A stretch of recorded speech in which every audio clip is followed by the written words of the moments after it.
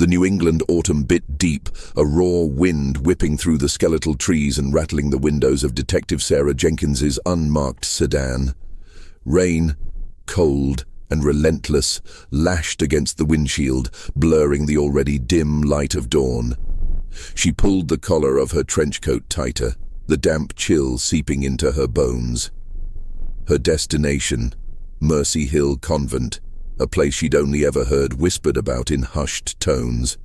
A place now at the center of an inexplicable nightmare. The call had come in just after midnight. A frantic caretaker, barely coherent, babbling about empty cells and an eerie silence. 28 nuns.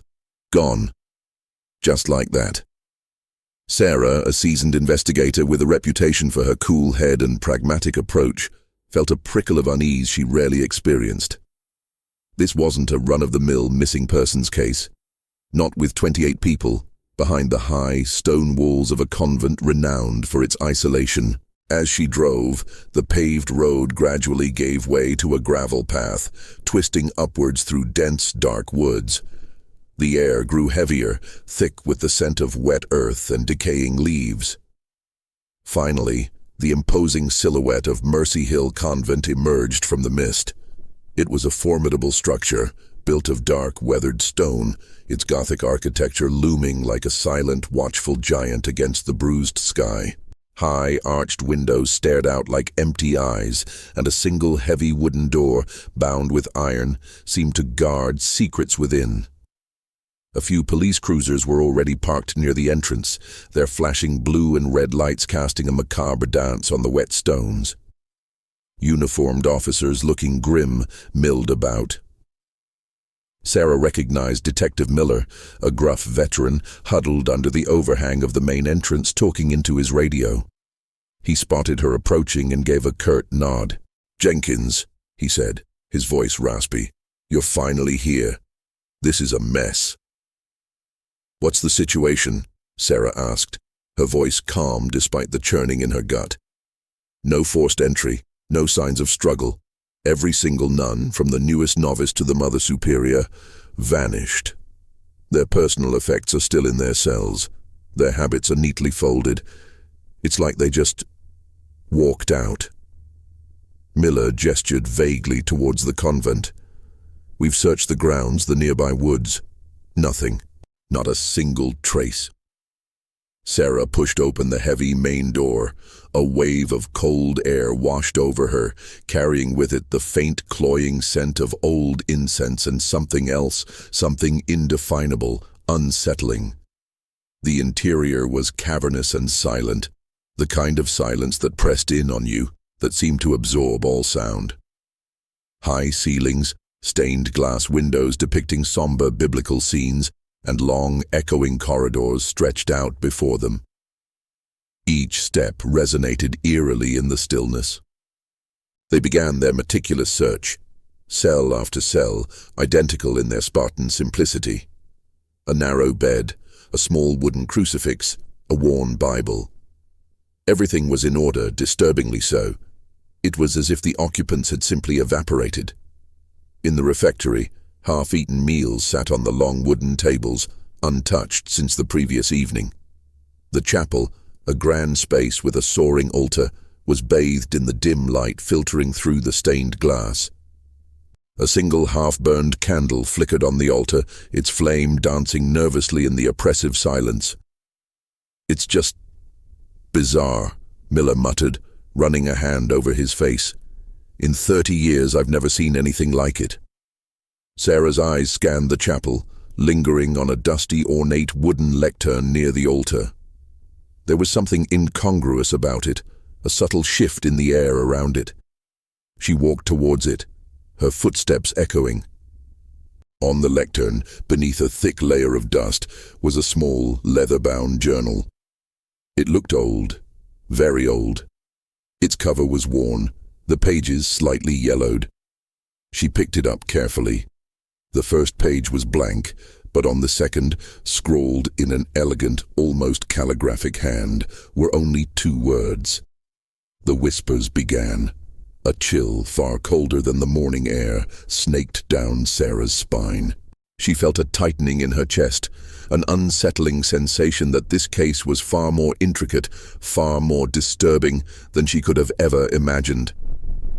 The disappearance of the nuns of Mercy Hill wasn't just a missing persons case. It felt like the opening act of something truly sinister. This is a fictional story. I hope you enjoyed the first chapter.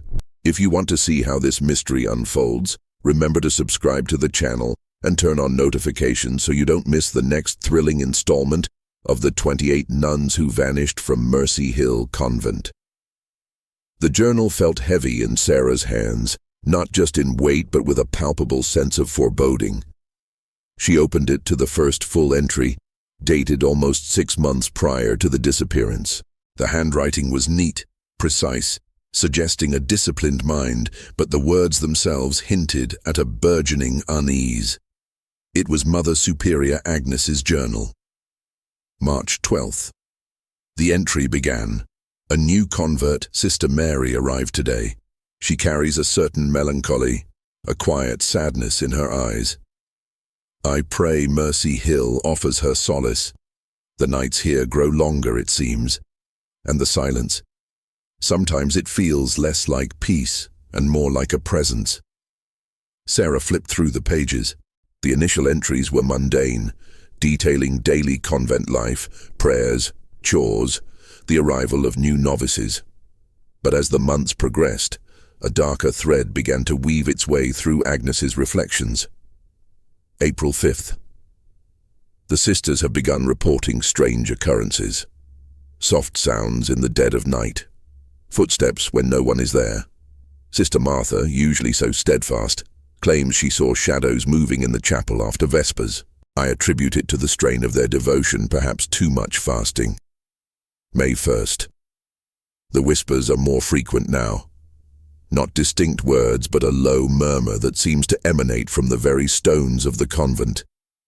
Some of the younger sisters are agitated. Sister Agnes, always prone to anxieties, believes it is a sign. Of what? She cannot say. Sarah frowned. Whispers. That word again. She remembered the entry on the second page. The whispers began. The journal suggested these phenomena had been escalating for months. She called Miller over. "Look at this," she said, handing him the journal. He skimmed through a few pages, his brow furrowing deeper with each one. "Sounds like a convent full of sleep-deprived women," he grunted, but his eyes betrayed a flicker of concern, or someone playing a very cruel prank. 28 people don't vanish because of a prank, Miller," Sarah retorted. "And these aren't just vague complaints. There's a growing sense of dread here." They continued their search, focusing now on anything that seemed out of place. The convent library was filled with theological texts, ancient manuscripts, and surprisingly a collection of local historical records. Sarah noticed one book in particular, partially pulled from a shelf. The Forgotten History of Mercy Hill. It was a local press publication from the late 1800s, detailing the area's early settlements. She opened it. The pages crackled with age. Skimming the index, she found a reference to a section titled, "The Old Asylum." Her heart gave a jolt. Mercy Hill wasn't just a convent. Before it was consecrated, the land had housed a notorious asylum in the 19th century, known for its harsh treatments and a high mortality rate among its patients. The book spoke of a massive fire that had engulfed the asylum decades ago, claiming numerous lives, and the land was then acquired by the church. June 18th. Agnes's journal entry was jarring. The whispers have coalesced. They are voices now, faint but distinct. They speak of old sufferings, of confinement and despair. Sister Mary, the new convert, seems particularly affected. She has begun to have fits, speaking in tongues. The other sisters are terrified. I try to calm them, to remind them of faith, but even my own resolve wavers. Sarah's gaze drifted from the journal to the high arched windows, then to the heavy stone walls. An asylum, a place of pain and suffering, built on this very ground. Could the history of the place be relevant? Could the whispers be some form of mass hysteria, exacerbated by the isolation and the convent's own oppressive atmosphere? They moved to Mother Superior Agnes's private chambers. Unlike the stark simplicity of the other cells, Agnes's room was larger, containing a small, ornate desk. On the desk, amidst papers and rosaries, was a detailed, hand-drawn map of the convent and its surrounding grounds. What caught Sarah's eye was a section of the map that appeared different, older. It showed a series of underground passages beneath the convent, leading to an area marked Old Cistern and Disused Crypt. Miller whistled. Underground tunnels.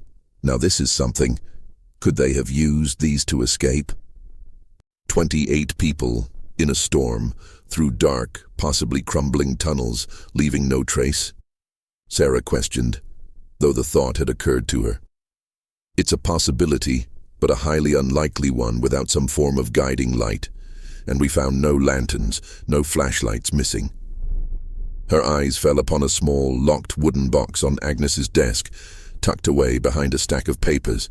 It looked ancient, made of dark, polished wood, intricately carved with symbols that seemed vaguely ecclesiastical, yet also strangely unsettling. One symbol in particular, a stylized eye, seemed to watch her. "What do you think is in here?" Miller asked, reaching for it. "Careful," Sarah warned. "Agnes seems to have been obsessed with something. The journal mentions a relic." July 1st. Agnes's writing was frantic, almost illegible. The relic. It calls to us. Sister Mary speaks of it constantly, claiming it is the key to their release. She has changed profoundly. Her eyes are not her own. The whispers tell us to embrace it, to accept the calling. I am afraid. I am so afraid. The mention of Sister Mary and the relic sent a shiver down Sarah's spine. The relic was clearly central to Agnes's unraveling mental state. And what did Agnes mean by their release? The phrasing was chillingly ambiguous. Was it the nuns who needed release or something else entirely? Sarah ran a gloved hand over the carved box. The wood felt cold, almost unnaturally so. Whatever was inside, it held a profound significance for the Mother Superior, a significance that had apparently driven her to the brink and perhaps beyond. The possibility of mass hysteria, perhaps even a cult-like delusion, began to solidify in Sarah's mind. But even mass delusions usually leave some physical evidence, some sign of direction or intent. Here there was only absence. The rain outside picked up, drumming against the roof, mirroring the chaotic thoughts swirling in Sarah's head. The convent, once a symbol of peace, now felt like a cage, holding untold stories, whispering forgotten secrets. The journal, the map, the locked box, and the unsettling history of the land, these were the first threads in a tapestry woven with fear and desperation. The mystery of Mercy Hill was only just beginning to reveal its true, chilling nature. The locked box became Sarah's immediate focus. It was clearly integral to Mother Superior Agnes's obsession and, by extension, to the disappearance of the nuns. Miller tried to pry it open with a crowbar, but Sarah stopped him. "Hold on. If this is as important as I think, we need to open it carefully. No unnecessary damage." They transported the box back to the makeshift command center set up in the convent's main parlor. A forensics team arrived, their quiet movements adding to the surreal atmosphere. While they worked on the box, Sarah returned to Agnes's journal, determined to find more clues about the relic and Sister Mary. The entries grew increasingly erratic, jumping between pious declarations and chilling descriptions of the whispers and Sister Mary's deteriorating state. July 10th. Sister Mary now sees them, not just hears. She describes spectral figures, weeping, pleading. She calls them the lost ones. They are reaching out, she says, from beneath the earth, from the asylum's forgotten graves. This confirmed Sarah's suspicion about the asylum. The land's past was bleeding into the present, or at least into the minds of the convent's inhabitants. Was Sister Mary truly seeing something, or was she suffering from a profound mental break compounded by the convent's isolation and its grim history? July 25th. The Whispers demand we find it. The Relic. It will bring peace, they promise, peace to the lost and salvation to us. Sister Mary is now obsessed. She spends hours in the old chapel murmuring to herself. The others fear her, yet they are drawn to her prophecies. The prophecies. This was a critical detail. Sister Mary, a new convert, had apparently become a conduit for the Whispers, driving the community towards some unknown objective related to this relic. Forensics finally managed to open the box. Inside, nestled on a bed of faded velvet, lay not a crucifix or a saint's bone, but a single, ancient, ornate key. It was heavy, made of tarnished bronze, with intricate, almost organic-looking designs etched into its handle. It didn't look like any modern key. "A key," Miller said, clearly disappointed. "That's it? For all that build-up?" "It's not just a key, Miller," Sarah corrected, turning it over in her gloved hand. The designs on its handle matched some of the symbols carved into the box. "It's a very specific key. And if Agnes was so obsessed with it, it must open something equally significant." She immediately thought of the map Agnes had drawn, the one showing the underground passages and the disused crypt. Could this key be for the crypt? As they pondered the key, Sarah's eyes caught something else inside the box, a small, rolled-up parchment, barely visible beneath the velvet lining. She carefully unfurled it. It was a faded, handwritten document, not a diary entry, but an official-looking record. The script was archaic, but decipherable. It was a transfer of ownership document for the land upon which the convent stood, dating back to the late 1800s, signed by a Dr. Elias Thorne. The name resonated with Sarah. Thorne was a notorious figure, the last superintendent of the asylum, infamous for his experimental and inhumane treatments. He was said to have vanished shortly after the asylum fire. The document also contained a chilling addendum, handwritten in a different script, almost like a postscript. "Beware the solace, for what lies beneath will awaken in silence." Sarah felt a cold dread seep into her bones. Thorne, the asylum, the whispers of the lost ones. It was all connected. The nuns hadn't just vanished. They had been drawn into something far more ancient and sinister than a simple missing persons case. Suddenly, a young police officer burst into the parlor, his face pale. "Detective, you need to see this. We found something in the cellar." They rushed down to the convent's vast, cold cellar. It was a labyrinth of stone arches and earthen floors, typically used for storage. In a dimly lit corner, a section of the stone wall appeared disturbed. There were faint scuff marks on the floor, leading to it, and a lingering scent of damp earth and something metallic. "We think this might be a hidden entrance," the officer explained, pointing to a cleverly concealed seam in the stonework. It was almost invisible, meticulously blended into the wall. Miller used a pry bar, and with a groan of grinding stone, a section of the wall slowly swung inward, revealing a dark, narrow opening. A gasp escaped Sarah's lips. Beyond the opening, a set of crude, rough-hewn stone steps descended into absolute blackness. The air that wafted out was thick, cold, and heavy with the smell of damp earth and decay. It was the entrance to the underground passages depicted on Agnes's map. "This is it," Sarah said, her voice barely a whisper. "This is where they went." Miller shone his powerful flashlight down the steps. The beam was swallowed almost immediately by the oppressive darkness. "We'll need to secure the area, get more lights, maybe a search team with spelunking gear," he said, clearly wary. But Sarah was already thinking. The key, the crypt, the mention of the lost ones from the asylum, and the cryptic warning on the parchment. Beware the solace, for what lies beneath will awaken in silence. The silence in the cellar was profound, broken only by the drip of water somewhere in the depths. Sarah felt a peculiar draw to the darkness, a desperate need to understand what lay at the end of those steps. The meticulous order of the convent above ground was a stark contrast to the chaotic, unsettling secrets hidden beneath. The nuns hadn't walked out, they had descended. And the relic, the key, seemed to be their guide. The true nature of Mercy Hill and the terrifying fate of its 28 inhabitants lay hidden in the depths, waiting to be unearthed. The decision was made.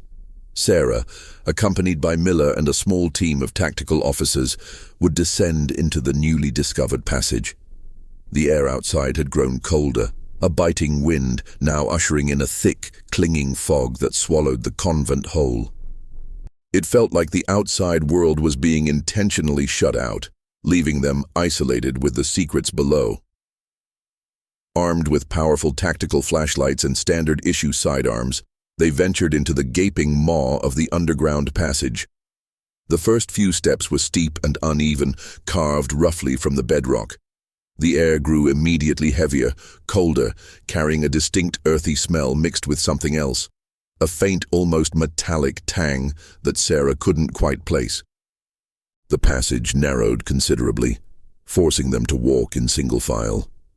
The rough-hewn walls dripped with moisture, and the beam of Sarah's flashlight danced over countless small, glinting particles, making the stone shimmer eerily.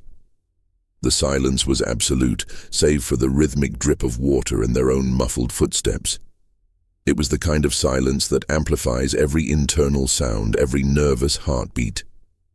"This is beyond creepy," Miller whispered, his voice hushed by the oppressive quiet. "Stay sharp," Sarah replied, her voice firm, pushing down the prickle of unease that threatened to rise. Her pragmatism was her anchor in the face of the unknown. They followed the passage for what felt like an eternity, the turns disorienting, the darkness absolute beyond the reach of their lights. The map Agnes had drawn was rudimentary, but it proved accurate, leading them deeper into the earth, past branching tunnels that seemed to lead nowhere. The only way to ensure they didn't get lost was to stick to the main path. After what felt like a mile, the passage opened into a larger, more cavernous space. Their flashlights cut through the gloom, revealing a vast, natural chamber, its ceiling lost in shadow. This was clearly the old cistern marked on Agnes's map. The air here was even colder, carrying a stagnant, heavy scent like old water and decaying stone. In the center of the cistern, a shallow pool of black, still water reflected their lights like an obsidian mirror. The walls around the pool were slick with moisture, and on the floor, Sarah noticed something that made her stomach clench. Dozens of footprints, fresh and undeniable, leading away from the pool towards another narrower passage.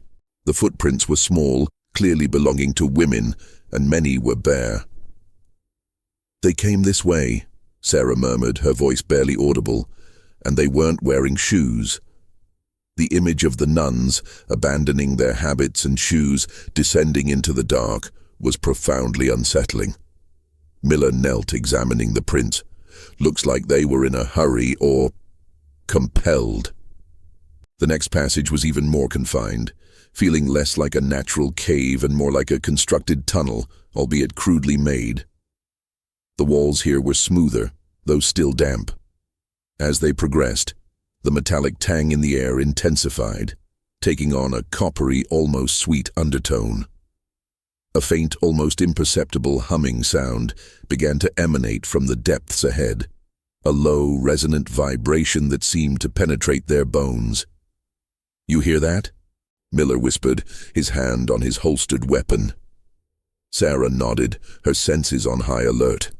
The humming grew steadily louder, a hypnotic, unsettling drone. It wasn't mechanical, it felt organic somehow. Suddenly, the tunnel opened into another chamber, smaller than the cistern but far more disturbing. This was the disused crypt. Their flashlights swept across a scene that solidified Sarah's worst fears. The chamber was circular, its walls lined with rough-hewn shelves. Not for storage, but for bodies. The shelves were empty save for a thick layer of dust. But in the center of the room, positioned directly beneath a circular opening in the ceiling that allowed a single, faint shaft of light to penetrate from somewhere far above, was a crude, makeshift altar. And on the altar, illuminated by the feeble light, lay the relic. It wasn't a religious artifact. It was a massive, irregularly shaped chunk of dark, crystalline rock, pulsating with a faint, almost imperceptible inner glow that seemed to emanate from its very core. The humming sound was clearly coming from it, a low, constant thrum that vibrated through the chamber. Around the altar, scattered on the dusty floor, were dozens of small, charred objects. Burnt candles, bundles of dried herbs, and several small hand-carved wooden figurines resembling rudimentary human forms. It looked like the remnants of a ritual, a fervent, desperate one. And then, Sarah saw them. Scattered amidst the ritualistic debris were 28 habits, neatly folded, identical to the ones left in the convent cells. But they weren't empty. Each habit had a small, crudely fashioned wooden cross laid on top of it, a stark contrast to the sophisticated crucifixes left behind in their cells. It was as if the nuns had shed their identities, their past lives, and embraced something new, something chillingly primitive. "My God," Miller breathed, his voice laced with disbelief and fear. The coppery smell was strongest here, overwhelming now. Sarah realized what it was. Blood. A faint, dried, reddish-brown stain was visible on the surface of the crystalline rock and on the stone floor around the altar. Not a lot, but enough to confirm her grim suspicion. The humming from the crystal pulsed, almost seeming to swell in intensity as they stood there. Sarah felt a strange pressure in her head, a dull ache behind her eyes, as if the sound was trying to burrow its way into her mind. She looked at the abandoned habits, then at the pulsating rock, then at the empty crypt shelves. It clicked into place with horrifying clarity. The lost ones from the asylum, the inhumane experiments of Dr. Thorne, the whispers, the relic. It wasn't supernatural. It was a dark, psychological contagion, a mass delusion fueled by the convent's isolation, its history of suffering, and the manipulation of a fervent, perhaps disturbed Sister Mary. The nuns hadn't vanished, they had been led to this place, led to embrace something that promised release, a solace that the parchment warned against. The empty shelves of the crypt suddenly seemed to yawn, waiting. And the 28 habits, discarded and replaced by crude crosses, suggested a shedding of identity, a rebirth into something else. But into what? And where were the nuns? The crypt was empty of bodies. A profound sense of unease washed over Sarah. This wasn't the end of the mystery, it was merely the beginning of understanding the chilling depth of the delusion that had consumed Mercy Hill. The answers lay not in the supernatural, but in the dark corners of the human mind, and the manipulative power of belief. The true horror of what happened here was still unfolding. This is a fictional story. If you're gripped by the mystery of Mercy Hill, don't forget to subscribe to the channel and hit that notification bell. You won't want to miss the next chapter of The 28 Nuns Who Vanished from Mercy Hill Convent. Standing in the chilling silence of the crypt, Sarah's mind raced. The crude wooden crosses atop the discarded habits, the remnants of the ritual, the pulsating crystal. It painted a horrifying picture. This wasn't a random disappearance. It was an orchestrated event, a journey into delusion. But who was the orchestrator? Mother Superior Agnes's journal hinted at Sister Mary as a catalyst, but Agnes herself seemed increasingly consumed by the whispers and the relic. Sarah carefully approached the altar, her eyes fixed on the dark, crystalline rock. It wasn't glowing with any supernatural light, but its surface seemed to absorb and distort the beams from their flashlights, giving it an unnerving, pulsating appearance. Miller tried to touch it, but Sarah stopped him. "Don't. We don't know what it is." She pulled out a small evidence collection kit and carefully scraped a tiny sample of the dried reddish-brown stain from the crystal surface. It was blood, undoubtedly. But whose? And why? Returning to Agnes's journal, Sarah searched for any more details about Sister Mary. She found an entry that sent a jolt through her. August 8th. Sister Mary has revealed her true purpose. She speaks of Dr. Thorne, not as a historical figure, but as a prophet. She claims he discovered a way to purify the souls tormented by the Asylum's past, and that the Relic is the key to unlocking this purification. She believes the Asylum patients are not dead, but trapped, and that we, the Sisters of Mercy Hill, are destined to release them.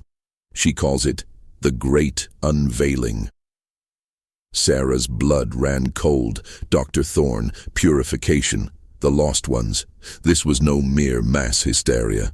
This was a full-blown cult, founded on a warped interpretation of the convent's grim history, twisted by a single, charismatic, and deeply disturbed individual, Sister Mary.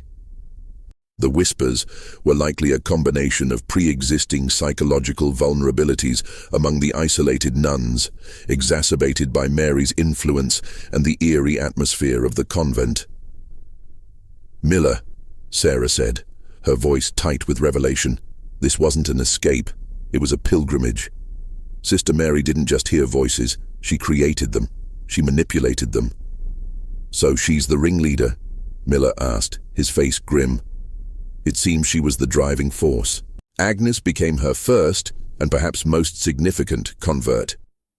The journal shows a clear progression from skepticism to fearful belief, and then to absolute conviction. They scanned the crypt again, looking for any further clues. The burnt candles and herbs suggested some form of ritualistic purification, perhaps to ready the nuns for their unveiling. The wooden figurines, perhaps representations of the nuns themselves, offered or transformed. As Sarah examined the floor near the altar, she noticed faint, circular indentations in the dust, as if something heavy and round had been dragged across the floor. They led from the altar towards a section of the wall that seemed marginally different, less rough-hewn than the rest. "Look here," she pointed, "these marks. Something was moved." Carefully, they began to investigate the wall. It wasn't a hidden door like the one in the cellar, but a section that felt hollow when tapped. Using the pry bar again, Miller worked at a loose stone. With a groan, a small circular opening was revealed. It was barely wide enough for a person to squeeze through, leading into another dark void. The air beyond was even colder, stagnant, with a faint, cloying sweetness that made Sarah's stomach churn. "Another passage," Miller said, shining his light into the hole. "Where the hell does this lead?" Sarah remembered the map again. Beyond the disused crypt, Agnes had marked a small, unlabeled dot, almost as if she hadn't wanted to acknowledge its existence. It was directly beneath where the old asylum's infirmary would have been. "I think this is what Dr. Thorne found," Sarah said, her voice strained. "The true heart of the asylum's darkness, the place of purification Sister Mary spoke of." The decision was clear. They had to follow. This narrow opening was likely the final destination of the nuns. They proceeded with extreme caution, one tactical officer going first, then Sarah, followed by Miller and the remaining officer. The passage was claustrophobic, the stone rough against their clothes. Sarah felt a rising sense of dread, a primal instinct screaming at her to turn back. But the 28 missing nuns compelled her forward. After a few agonizing minutes of crawling, the passage opened into a slightly larger circular chamber. This space was unlike any they had seen so far. The air was thick with the coppery scent of old blood and something else, a sickeningly sweet metallic smell that made the back of Sarah's throat burn. And there, in the center of the room, was the horrifying answer to the disappearance of the 28 nuns. The chamber was a macabre tableau. 28 figures, dressed not in habits, but in simple, rough-spun white shrouds, were arranged in a tight, concentric circle facing inwards. Their heads were bowed, their bodies unnaturally still. They weren't moving, not breathing. Sarah felt a surge of nausea. They were all dead. But how? And why? As her flashlight beam swept over the figures, she saw the chilling details. Their skin was pale, almost translucent. Their hands were clasped together, and in the center of their circle, resting on the floor, was another smaller piece of the dark, crystalline rock, pulsating with the same inner glow as the one on the altar in the crypt. But this one seemed to pulse with a more intense, almost violent energy. And then Sarah saw her. Sister Mary. She was standing in the very center of the circle, her back to them. She wore a simple white shroud, identical to the others. Her head was bowed, her body rigid. Sarah took a cautious step forward, her heart pounding. The sickening sweet smell intensified. It was the smell of embalming fluid, or something similar. And then she noticed the small, almost imperceptible tubing that ran from the base of the smaller crystal on the floor, snaking outwards, connecting to each of the 28 figures. The tubing seemed to disappear beneath their shrouds. This wasn't a ritual of purification, it was a grotesque experiment. Sister Mary hadn't led them to salvation. She had led them to a carefully orchestrated death. The whispers weren't just a delusion. They were a means to an end, a psychological weapon used to bring the nuns to this horrific fate. Dr. Thorne's methods of purification weren't just historical. They had been resurrected, twisted into a horrifying new form. A low, guttural groan emanated from one of the figures in the circle. Sarah froze, her blood turning to ice. Her flashlight beam darted to the source. It was Sister Mary. She wasn't dead. She was alive, her body trembling slightly. She slowly, agonizingly lifted her head. Her eyes, wide and unseeing, were fixed on something beyond Sarah, beyond the walls of the chamber. Her lips moved, forming words in a guttural whisper. The lost. They are free. They are here. The chilling revelation hit Sarah with the force of a physical blow. The solace wasn't death for the nuns, it was a gateway. And Sister Mary, the architect of this delusion, had succeeded in some twisted, terrifying way in unveiling something that perhaps should have remained buried. The true horror of Mercy Hill was not just the vanished nuns, but what or who they had unleashed. The chamber was a tomb, but not for those who rested. Sister Mary's words, "The lost, they are free, they are here," echoed in the suffocating silence, chilling Sarah to the bone. The single groan, the slow, unsettling movement of Sister Mary shattered any lingering hope that this was merely a mass suicide. This was something far more deliberate, more sinister. Sarah's gaze swept over the motionless figures, then back to the smaller crystal at the center of the circle, still pulsating with that faint, unsettling glow. The thin tubes, almost invisible against the white shrouds, seemed to connect the crystal to the bodies of the nuns. It looked like some grotesque, macabre intravenous system. Miller, his face pale, raised his weapon. "What in God's name is this, Jenkins? Are they breathing?"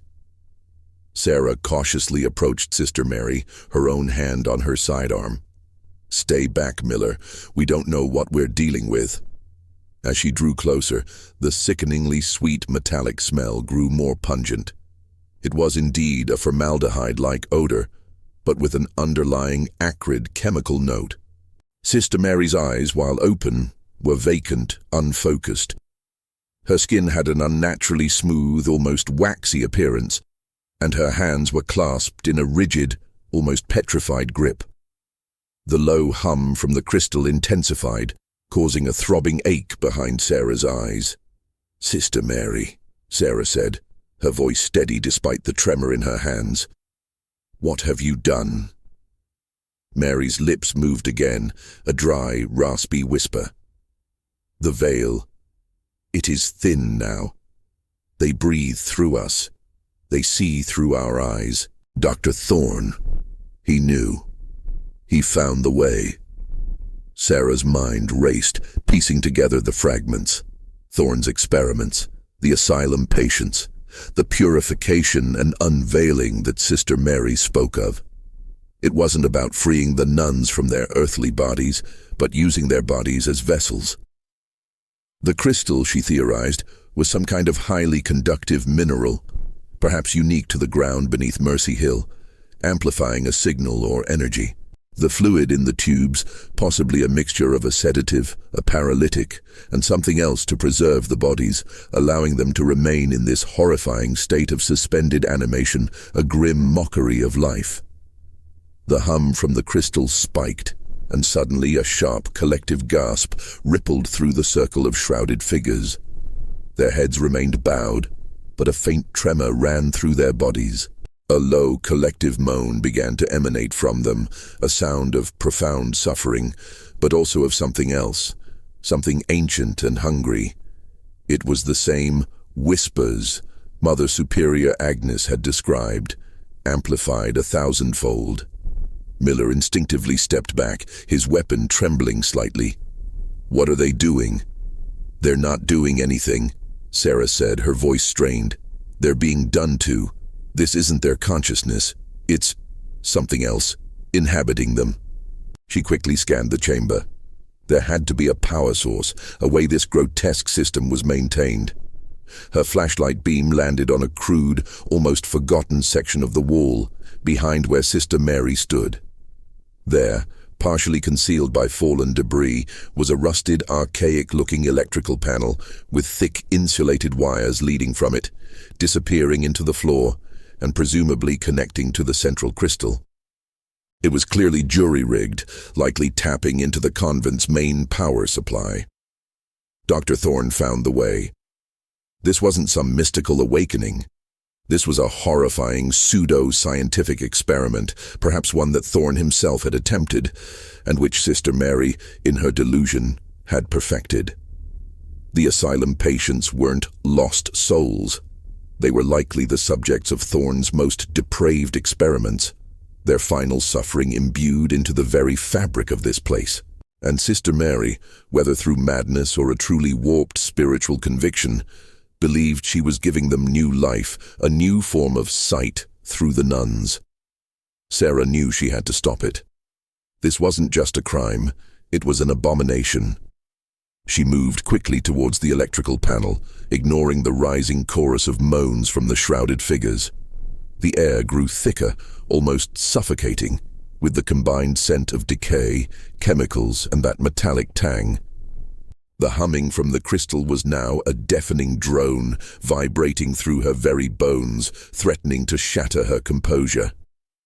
As she reached the panel, her fingers fumbled with the rusted levers. They were stiff, unyielding. Suddenly, Sister Mary's head snapped up, her eyes, still vacant, locked onto Sarah. A horrifying, guttural scream tore from Mary's throat, a sound of pure rage and torment, utterly unlike any human sound Sarah had ever heard.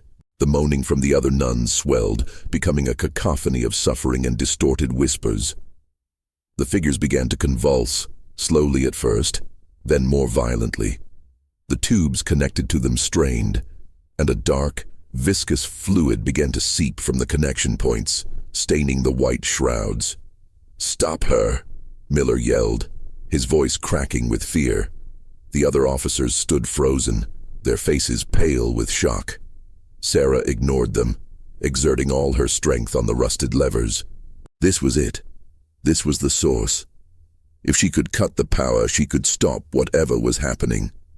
The thought of what these nuns had endured, the horrific violation of their bodies and minds, fueled her determination. With a final, desperate heave, the largest lever creaked and then snapped downwards. Silence. Absolute, profound, deafening silence. The humming from the crystal ceased abruptly. The frantic moans of the nuns died down to nothing. Sister Mary's scream ended in a choking gurgle, and her body slumped forward, then slowly, agonizingly toppled to the floor, motionless. The shrouds of the other 27 nuns, no longer animated by the horrifying energy, became still. The dark fluid stopped seeping. The chamber, once alive with a grotesque energy, was now truly a tomb. Sarah stood panting, leaning against the cold, rough stone wall, her heart hammering against her ribs. The adrenaline was slowly receding, leaving her trembling. The sickening smell remained, a persistent reminder of the horror she had witnessed. Miller cautiously approached one of the figures, pulling back a corner of a shroud. His face crumpled. They're gone, Jenkins. Their eyes are open, but they're just shells. Sarah knew. The unveiling wasn't a spiritual release. It was a complete emptying. Sister Mary, in her twisted pursuit of Dr. Thorne's legacy, had successfully turned 28 women into something akin to living conduits, then utterly destroyed them. The lost ones weren't freed. They were given a momentary, agonizing, and destructive avenue into the living world, at the cost of the nuns' very essence. The case was solved. The mystery of the vanished nuns was no longer a question of where they went, but what they became. And the answer was far more disturbing than any supernatural theory. The horror wasn't ghosts or magic. It was the chilling depths of human delusion, fanaticism, and the perversion of scientific pursuit.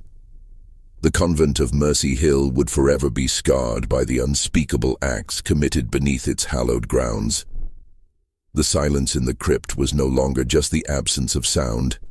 It was a profound, heavy blanket woven with death and unimaginable horror. With the power cut, the macabre tableau in the circular chamber remained frozen, a stark testament to Sister Mary's terrifying delusion. Sarah felt an immense wave of exhaustion wash over her, a bone-deep weariness that went beyond physical exertion. She had faced down criminals, murderers, and desperate individuals, but nothing had prepared her for the chilling, methodical evil she had just witnessed. Miller, pale and shaken, began issuing commands into his radio, his voice raspy and strained. "We need a full forensics team down here, hazmat too, and a medical examiner. This is unlike anything I've ever encountered." His words, usually clipped and efficient, were now laced with a tremor of disbelief. The other tactical officers, visibly disturbed, stood motionless, their flashlights casting long, dancing shadows on the grotesque scene. Sarah walked slowly toward Sister Mary's collapsed form. She knelt, checking for a pulse, but knew it was futile. Mary's skin was cold, her eyes still vacant, fixed on nothing. There was no life left in them. The obsession that had animated her, that had driven her to such horrifying lengths, had finally consumed her. As the forensics and medical teams began to descend into the crypt, their hushed exclamations of shock and disbelief filled the once silent chamber. The air grew thick with the smell of chemicals and the clinical scent of antiseptic as they carefully began their grim work. Every movement was precise, yet tinged with a palpable sense of revulsion. The forensic pathologist, Dr. Aris Thorne, no relation to the infamous Dr. Elias Thorne, he'd quickly clarified, though the name sent a shiver down Sarah's spine, began his initial examination of the nuns. His grim pronouncements confirmed Sarah's suspicions. "The bodies are preserved," he stated, his voice low, a note of professional awe mixed with horror. "A sophisticated, fast-acting embalming fluid, unlike anything I have seen in standard use. It appears to have been injected directly into their vascular systems via these tubes. It arrested cellular decay almost immediately. They're not technically dead in the conventional sense, not yet. Their vital functions were suppressed, their nervous systems overridden. They were kept in a state of suspended animation, a sort of horrific living death. "And the crystal?" Sarah asked, pointing to the pulsating rock that was now inert, its glow extinguished. Dr. Thorne carefully examined it, donning specialized gloves.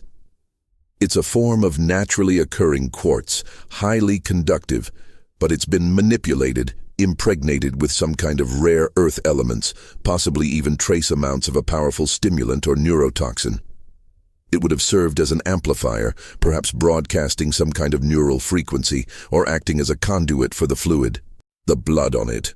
I'll need to analyze it, but my initial guess is that it was part of some ritualistic activation by Sister Mary, perhaps as an offering to the lost ones." The reality of it was almost too much to bear.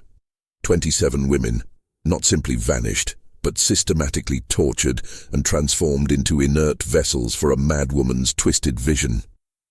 The horror was not supernatural, but terrifyingly human. Over the next few days, the Mercy Hill Convent became a hive of intense investigation. The bodies of the nuns were carefully transported for further examination. The main crystal from the crypt, along with the smaller one and the elaborate tubing system, were meticulously collected as evidence. The electrical panel was disassembled, revealing the crude but effective modifications Sister Mary had made. Sarah and Miller painstakingly documented every inch of the underground passages. They found small caches of supplies, medical instruments, chemical compounds, more of the raw quartz, and detailed hand-drawn schematics for the unveiling process, all in Sister Mary's meticulous handwriting. She had planned this for months, perhaps even years. Further delving into Mother Superior Agnes's journal and other convent records revealed more about Sister Mary. Her full name was Mary Elizabeth Thorne, a distant, disgraced relative of Dr. Elias Thorne. She had been admitted to Mercy Hill only 8 months prior, after a period of intense grief and psychological instability following the death of her own sister. Her intake psychiatric evaluations, found tucked away in Agnes's desk, noted a history of obsessive tendencies, susceptibility to suggestion, and a profound, almost mystical fascination with the cycles of life and death and the history of her family. She saw the asylum's dark past not as a tragedy, but as an unfinished experiment, a legacy to be completed. She had specifically chosen Mercy Hill for its isolated location and its history, knowing full well what lay beneath. She had cultivated her delusion, first hearing the whispers herself, then subtly introducing the idea to the vulnerable and isolated nuns, twisting the convent's atmosphere of pious introspection into one of collective anxiety and fear. She had preyed on their religious fervor, their desire for spiritual transcendence, and their fear of the unknown, slowly convincing them that the lost ones needed their help, that they were chosen for a divine purpose, the unveiling. The relic was not a mystical artifact, but a carefully selected, highly conductive quartz crystal, possibly even specifically placed there by Dr. Elias Thorne himself, in his own deranged experiments. Sister Mary had simply rediscovered it and repurposed it for her own terrifying agenda. The media frenzy surrounding Mercy Hill was immense.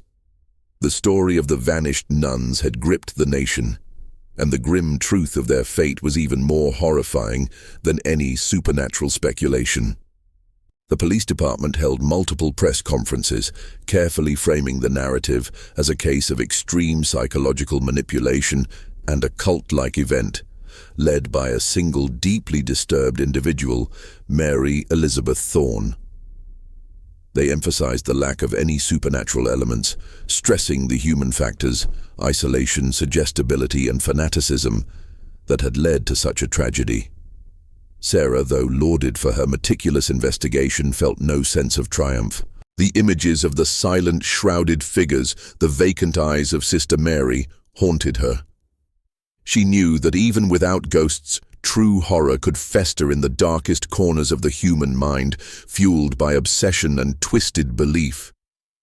Mercy Hill Convent would forever be synonymous with the chilling reality of what happens when faith curdles into delusion and when the desire for solace leads to an unspeakable sacrifice. The silence that now enveloped the convent was no longer eerie. It was a profound lament for the innocent lives so cruelly extinguished. This is a fictional story. The truth behind Mercy Hill Convent has been unveiled. If you found yourself captivated by this chilling tale of psychological suspense, remember to subscribe to the channel and hit the notification bell for more stories that delve into the darkest corners of human nature. In the weeks following the Mercy Hill discovery, the world grappled with the unspeakable. News reports saturated every channel, dissecting the psychological profiles of Sister Mary Elizabeth Thorne and the isolated community she preyed upon. Experts in cult dynamics and religious fanaticism offered explanations, yet a chilling residue lingered. For Detective Sarah Jenkins, the case was closed, but the scars were far from healed. The images from the crypt were burned into her memory.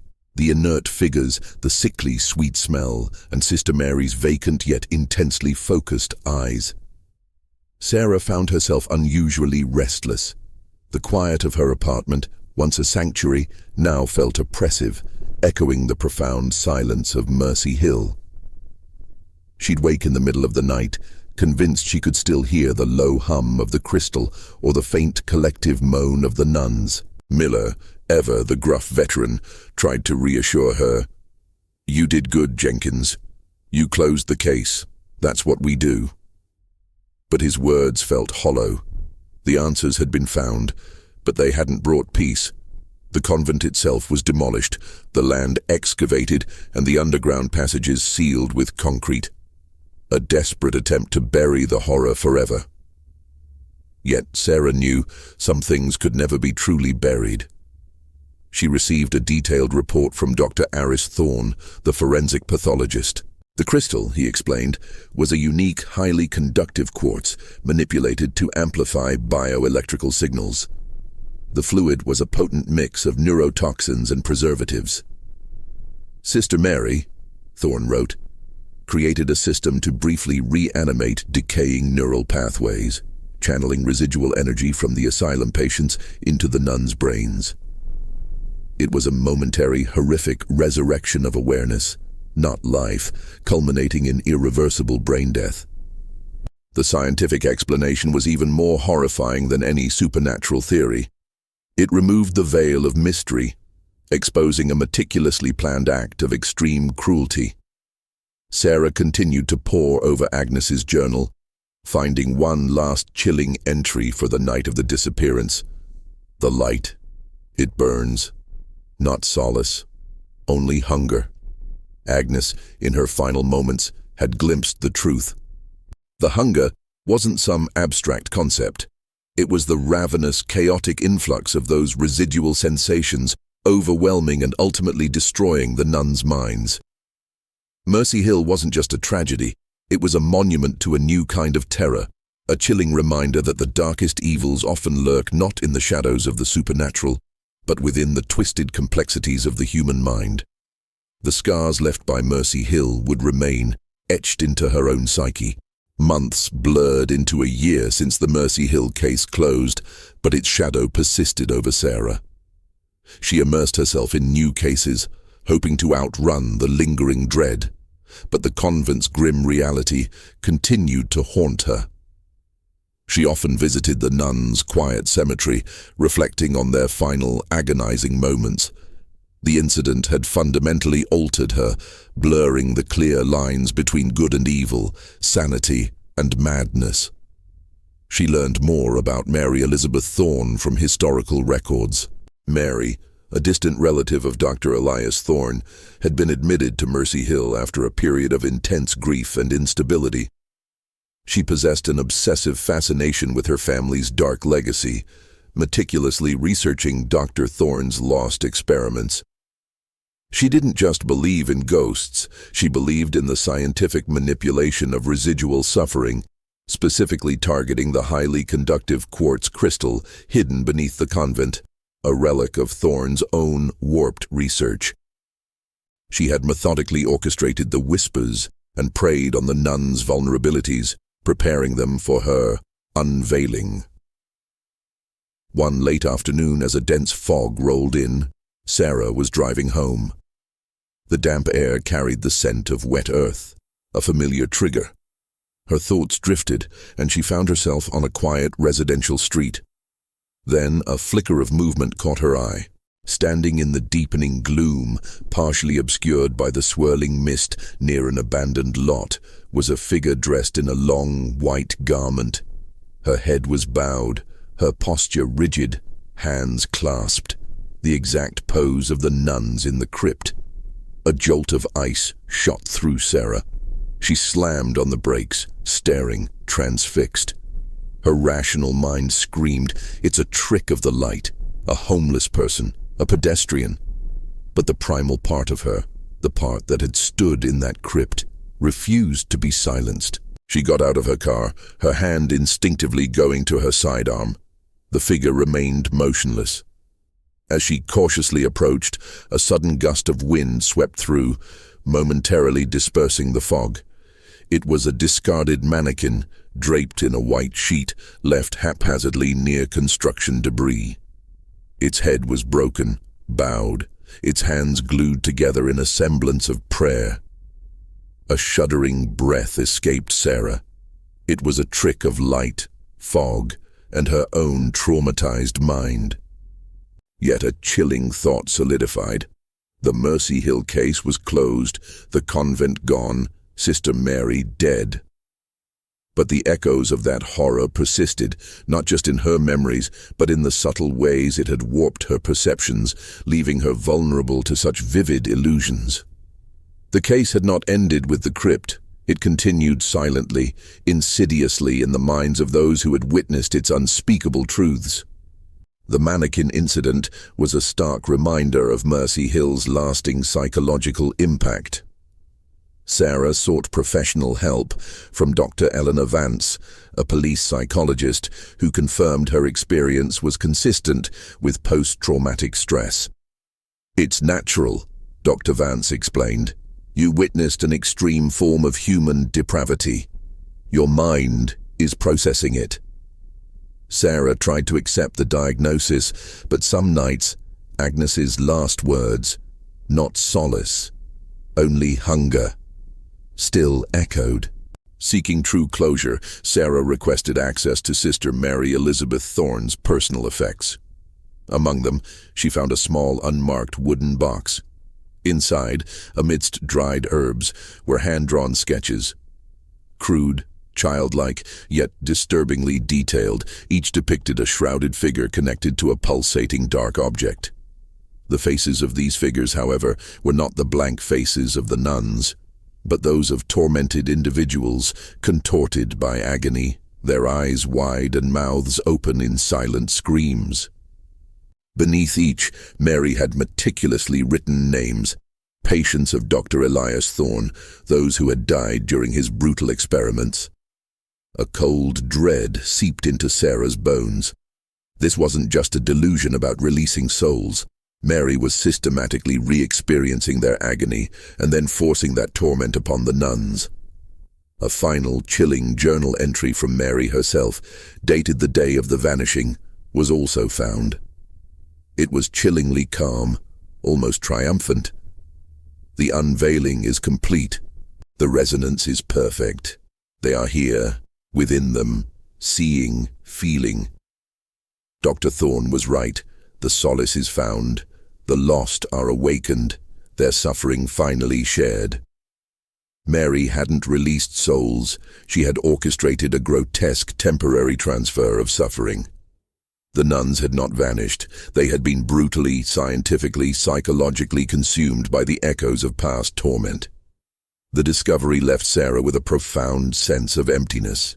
The rational explanations, the scientific findings, felt insufficient to grasp the depth of the horror.